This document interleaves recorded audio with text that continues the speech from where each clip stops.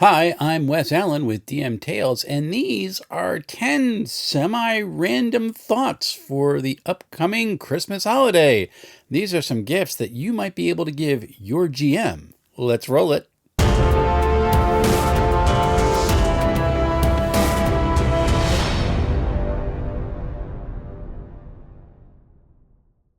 So I put this out on my website in written form a few days ago. There was a little bit of confusion by some folks who thought that I was talking about an actual gift of things to give your game master, like stuff.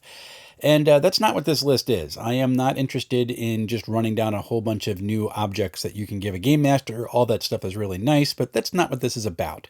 This is about gifts that you can give of yourself to your game master for the benefit of the game and the table. Well, let's take a look. First is to take notes.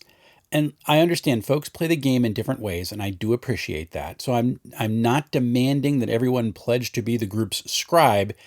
That is a specific style of fun, and it takes a particular personality in order to do it and actually enjoy it. But I am asking that you maybe take the effort to jot down an NPC's name after having a conversation, or noting what town you're in, or where you ended up in the last session. Just these few thoughts can help you jump back into the game when it picks up later. And I do understand that this is something that it takes a little getting used to. When I first started out playing in a 5e campaign at the start of the pandemic, I was that player who thought, oh, well, I'll just remember this. We're doing it next week. And frankly, I was incorrect. When I started jotting down some thoughts, it was really helpful, and it helped me enjoy the immersion of the game a whole lot more. The second is to learn the rules. Now, this does not mean going out and buying a bunch of books. It can just be as simple as looking up a YouTube video explaining how the system you're playing works. You don't have to become an expert on the system overnight, but demonstrating that you're interested in how it works is a great gift for your game master because it takes some of the burden off their shoulders. You can then be someone who helps other people learn to understand the game as well, and I find that to be a really good gift that players can give a GM. Third, be curious. If a GM describes something in a room or a town, ask questions. Wonder what's going on in the world around your PCs. If you want to go somewhere or look for someone that's not been described already, ask about it. Is this here? Can I go here? A player's curiosity makes them part of the world building, which is what makes sessions so amazing. It's really the point of the game. Fourth, say thank you. This may be the only item on the list that everyone really should gift to other people. A GM puts in time to make an adventure fun for folks, and sometimes they hit and sometimes they might miss the mark a little bit. But it's good to acknowledge the fact that they're showing hospitality. They're offering you that space. And saying thank you to folks who do that for you is a good practice for life, not just for TTRPGs. Fifth, stay connected. Folks are all over the map when it comes to digital communication. But look, if there's a group chat or a Discord or an email list that you all use to schedule sessions, make sure you check in on it a couple of times a week maybe. I have found that private back channels where players share stories makes the game feel more special. And the more folks chat, it becomes more likely that people will become aware of what makes their fellow players tick at the table. That can be a boon for the game, which makes the GM's life a whole lot easier. Sixth, buy a book. Now, again, there are players who just enjoy the social aspect of the game, so owning the books doesn't interest them at all. I am not telling them that they have to change the way that they pursue the hobby.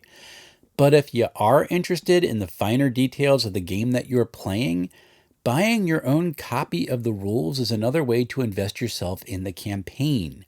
Your GM will appreciate this. They really will. That is until you try to rules lawyer them. But you know what? That's a risk I think most GMs are willing to take, and so am I. Seventh is embrace the danger. If your party enters into a high danger situation, either by deliberate action or by bumbling into it, and let's be honest, the party bumbled into it, just appreciate the stakes and the drama that it invokes. It'll help the GM keep their energy up in high stakes moments, and that's really good for everybody. It makes the game feel much more real. Eighth, steer into failures.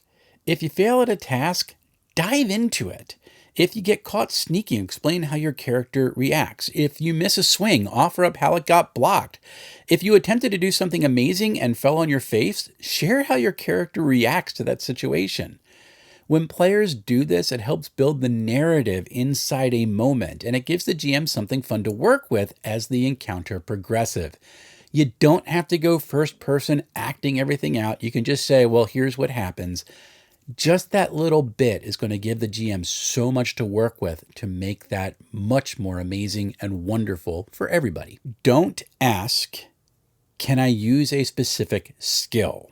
Or in 5e speak, don't just run around saying, I roll for perception, I roll for perception. Just don't do that. Please say something like, well, my character is interested in some aspect of the world or an NPC or this thing that I spotted and goes to check it out by doing whatever action you want to describe. If it's appropriate, the GM is going to call for a roll on a skill or a proficiency. Having trouble saying that word, I think I got it out that right that time. But many times, though, they're not going to ask for a roll at all. They're just going to tell you how much time it'll take to do it and then tell you what you'll find without any roll needed, because there's no real meaningful possibility of failure in that moment. So why make you roll for it? Look, when you describe what your character is doing in a specific way, again, it helps build immersion. It helps build the narrative, and it makes the GM's job a lot easier. And that's why it's a gift you can give your GM. 10th and finally, pay attention. Now, this one is particularly for online groups, and I get it. We all like to multitask. I like to multitask. It is a way for me to bleed off nervous energy while I'm waiting for other players to go during a session.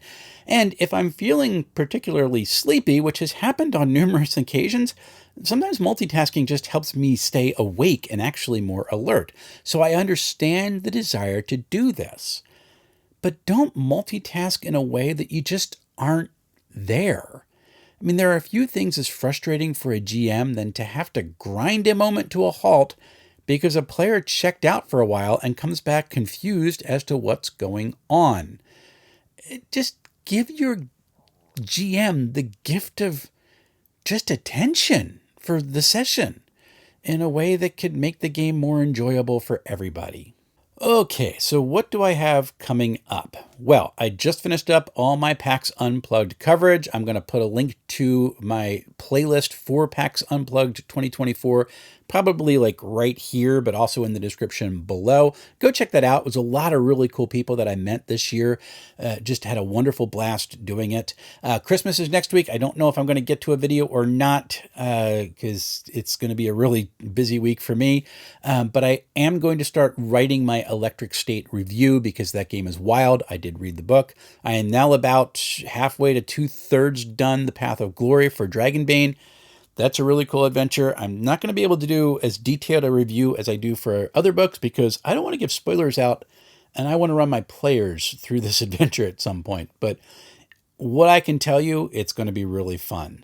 After that, in January, Page is coming up. I'm looking forward to going that. And if you're going to Page, let me know so we make sure that we bump into each other.